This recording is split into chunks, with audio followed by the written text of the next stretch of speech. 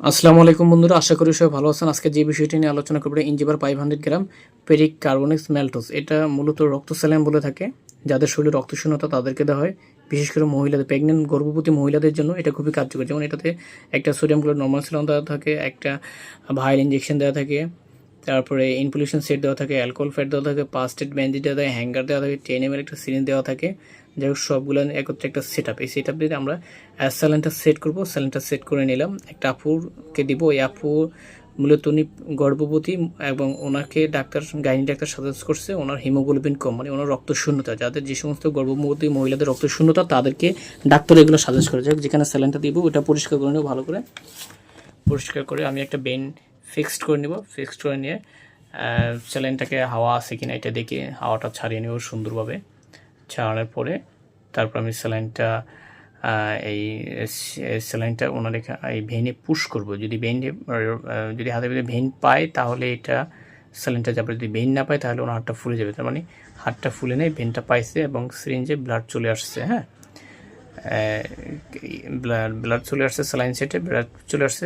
তারপর আস্তে আমি বানটা খুলে দেবো। আচ্ছা, যাই হোক, এটা প্রেগনেন্ট ছাড়াও স্বাভাবিকভাবে যাদের রক্তশূন্যতা তারাও দিতে পারে, যেমন প্রাপ্তবয়স্করাও দিতে পারে। প্রাপ্তবয়স্ক মহিলা পুরুষ যাদের রক্তশূন্যতা, যাদের হিমোগ্লোবিন কম, তারা এই চ্যালেঞ্জটা দিতে পারবে।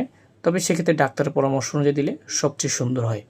আপনি একজন নিকটস্থ ডাক্তারের পরামর্শ নিয়ে নেবেন, নিয়ে তারপর আটকে নিলাম।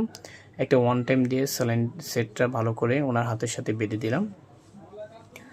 বাঁধার পরে আরেকটা দুইটা ইয়ে দিয়ে আটকে নিব, সুন্দর করে আটকে নিলাম। তো এটা যাদের হিমোগ্লোবিন কম, গাইনি ডাক্তার এটা তাদেরকে সাজেস্ট করে, তাদের জন্য এটা সবচেয়ে বেটার। এবং এছাড়াও প্রাপ্তবয়স্ক পুরুষ মহিলা যারা আছে তারাও দিতে পারে যাদের হিমোগ্লোবিন কম। তবে সবাই কিন্তু এই স্যালাইনটা দিতে পারবে না, সবার জন্য এটা প্রযোজ্য না। এটা অবশ্যই আপনাকে ডাক্তারের পরামর্শ নিয়ে তারপর ভাইল যে ইঞ্জেকশনটা, সেটা সম্পূর্ণ ইঞ্জেকশনটা আমি সিরিঞ্জ দিয়ে নিলাম।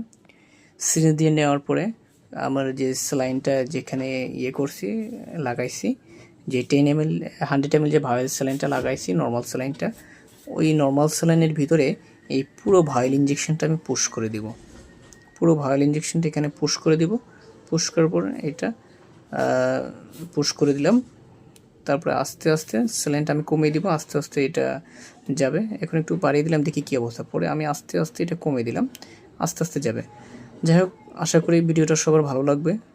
দেখবেন, সবাই সম্পূর্ণ ভিডিওটা দেখবেন এবং সবাই ভালো থাকবেন। আল্লাহ হাফেজ।